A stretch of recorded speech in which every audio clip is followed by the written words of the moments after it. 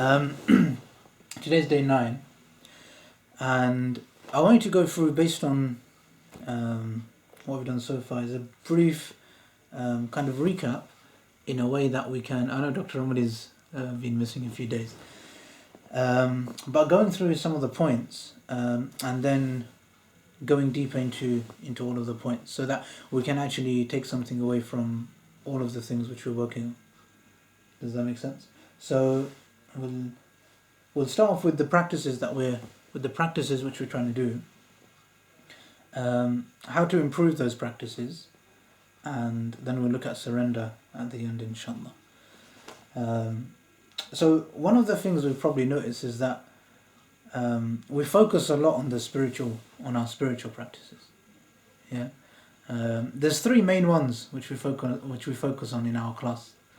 Do you guys know what they are?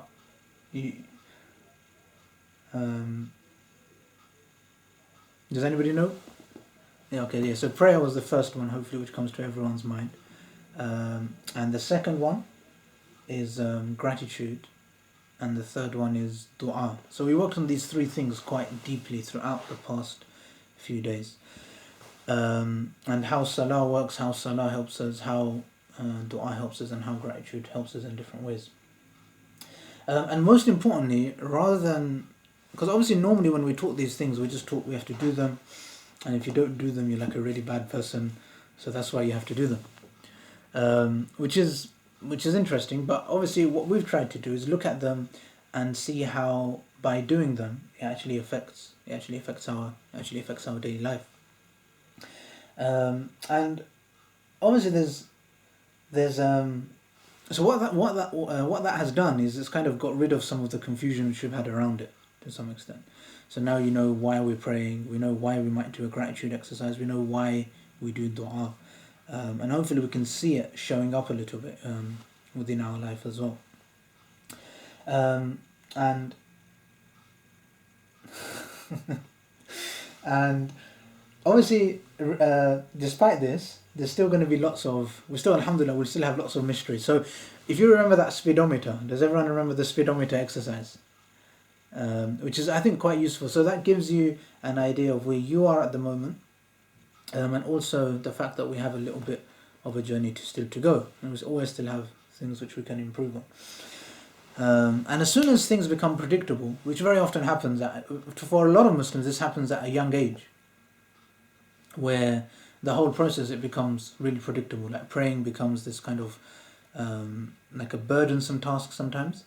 And again, as soon as we bring that curiosity towards it and we bring that learning towards it, straight away it becomes something which we're actually learning about, we're actually improving in every way. So I think that's really important to keep that awareness there, that all of our spiritual exercises, we're going to learn something new about them, and they're going to suddenly open up in a way which they haven't opened up before.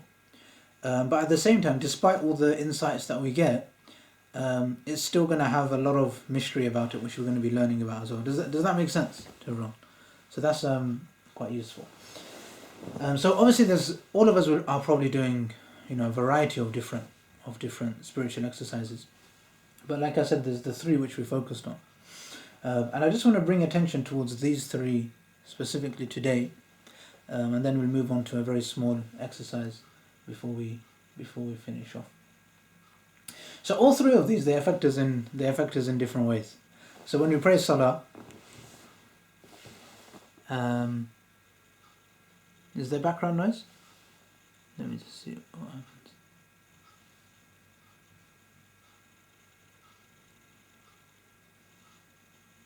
Okay, is that better? Sorry, I've muted everyone now. So I don't know. Okay, I don't know. So there's a lot of exercises, but the three which we're focusing on is our prayer, our gratitude, and our dua. So obviously when Ramadan comes, often we overwhelm ourselves very often. We give ourselves so much to do, and we don't actually keep the control on the activities which we can do. So what I've tried to do here is actually keep these activities very simple, but at the same time go a lot deeper into all three of them. Does that make sense? In fact, this is probably the most This is probably the most common problem which I've noticed, that as opposed to having not enough exercises that we do, or not enough, the problem isn't usually people not reading enough Quran, or people not reading enough prayers, or people not fasting or not doing enough. Very often the problem is the depth which we go in those exercises. So the problem often becomes actually the amount of depth that we have, whether or not we go deep enough into the exercise. Does that make sense? So now what we can do is go a bit deeper into our prayer, look at how that kind of is turning out, go a bit deeper into gratitude and a bit deeper into dua. So what we've probably noticed, and this to some extent goes in the same order, so the first one would be salah, the second one would be gratitude, and the third one would be dua. But they overlap as well. So when we pray salah, for example, we realize that the whole process of praying salah is our surrender. Yeah. So right from the beginning, when we raise our hands, we say Allahu Akbar, we go into a bowing position, then we go into a prostration position. All it's about is primarily surrender to Allah, and getting in touch with Allah on a deeper level as well. Yeah, does that make sense to everyone? And for very often we're kind of appreciating that we ourselves, we're not that much in control, but Allah is in full control. The other exercise was gratitude, and gratitude leads us to having that sense of contentment and peace with what you actually have going on at the moment, rather than wanting something which you don't have. So that was what gratitude leads. So we're not chasing an ideal life which we think we want. And I think this is obviously a very, very long process. I know everyone's at a different stage in all three of these practices. So we all understand them in different ways. So if somebody's been doing gratitude for a long time and has actually been keeping a journal and has been giving fixed time every day for gratitude, they'll have a different idea than somebody who's only just started. And as we noticed, I think 2 or 3 days ago, that the very understanding of how much we have going on for us at the moment is very often dependent on how much we can invest in this exercise. To the extent that if everyone can look at the slide, the second point there, which is that very often when we don't do gratitude, we'll just be chasing something which we think we want. And when we sit down and think about it, then we're able to realize that we haven't even given enough thought to what we want in the first place. So that's quite important. So that's the second point. Is everyone following? Everyone happy with that? Yeah. And then the third point, going back to the exercises, was dua. We've gone quite deep into dua, if I'm honest.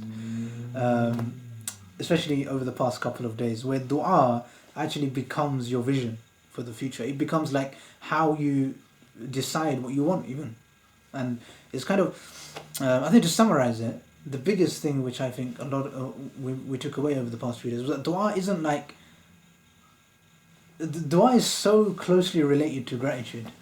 It's kind of crazy how much, if you're not doing gratitude, you're going to struggle with dua quite a bit.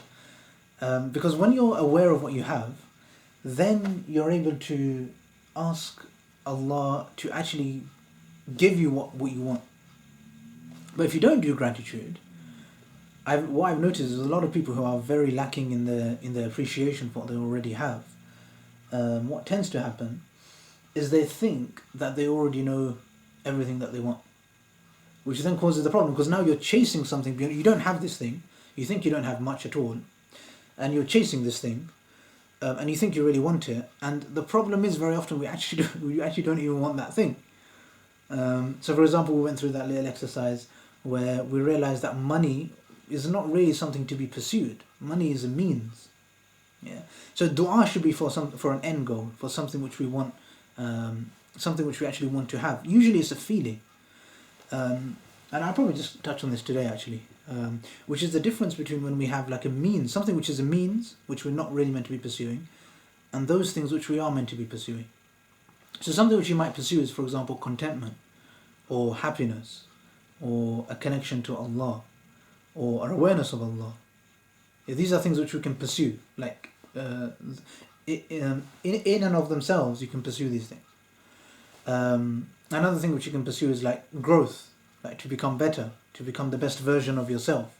That's something which we can pursue. So when we start pursuing these things, we start, that's really good. But then if we haven't done gratitude and realized where we are at the moment, then sometimes we start pursuing things which actually they're not very good to pursue. They're not even worth pursuing. So even if you think about pursuing them, it doesn't even motivate you to pursue them. And then we make dua for them and then get confused. So that's why once we have that contentment, then when we come to make our dua from a place of having something, not from a place of lack, not from a place of not having anything, not from a place of being a failure, but from a place of appreciating where you already are.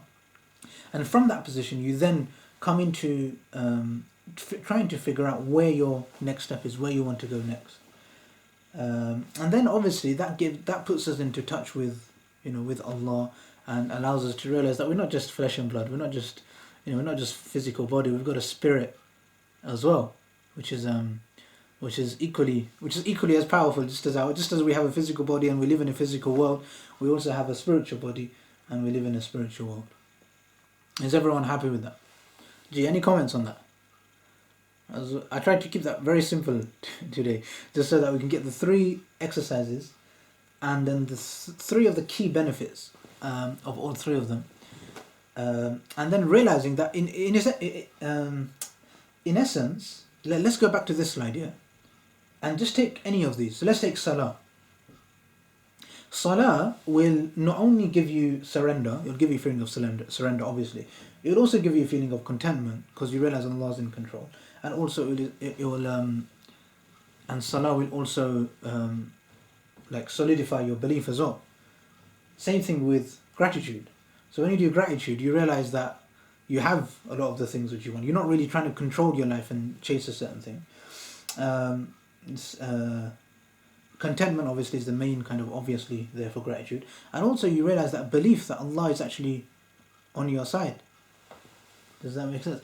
Assalamu alaikum wa alaikum assalam wa rahmatullahi wa barakatuh, Isam.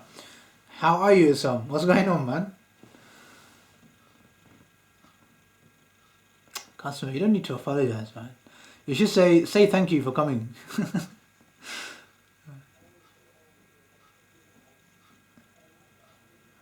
Alhamdulillah. Who else is here? Sister Smia's here. Muhammad Ramadi's come back in. Maimuna Khalid is here. Assalamu alaikum, Maimuna. It's my sister-in-law. Chalo, is everyone okay with that? Should we carry on? Yes, Alpha, what are you saying? Oh, alaikum salam wa rahmatullah. Good to have you, man. Who else is here? Has not said assalamu alaikum. Everyone else has said assalamu alaikum, haven't they? That's good, man. Anyway, so good, man. So that's all 3 overlaps. So now, what happens now? I want to keep this awareness on these three spiritual activities, because in Ramadan, what we're doing primarily is we're doing more focus on our prayer. So we're reciting more Quran. We're probably spending more time behind this. Also, we're spending a bit more time on our dua, and hopefully, you're also spending more time doing gratitude. But that's something that sometimes gets missed out in our culture. But hopefully, you are as well. So now, how do we improve these 3 areas? MIQ? What's MIQ, people? Who knows what MIQ is? Good, okay. So what are the most important questions? So now what I want to do is bring MIQ. So I want to make this really simple for everyone. So you can, coming back to this slide here, you should be able to apply MIQ to all 3 of these. Yeah. And I just want to do it for I'm probably going to do it for all 3. So let's take, how many of you remember what the MIQ actually are? So we done MIQ for Taqwa. So there was 3 questions there. Who remembers like how we go through it?